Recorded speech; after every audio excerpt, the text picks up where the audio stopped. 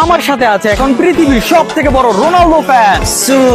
তুমি কি পারবে পেনাল্টিতে গোল দিতে? অবশ্যই, কেন পারবো না? গ্রেট, তুমি যদি পেনাল্টিতে গোল দিতে পারো আমি তোমাকে দিব নগদ 10,000 টাকা। ও মাই গড, তাহলে সেটা আমার করতেই হবে। ইয়েস, বাট তুমি কি জানো তোমার অপোজিশনে কে আছে? পৃথিবীর সব থেকে বড় এমিলিয়ানো মার্টিনেজ ফ্যান।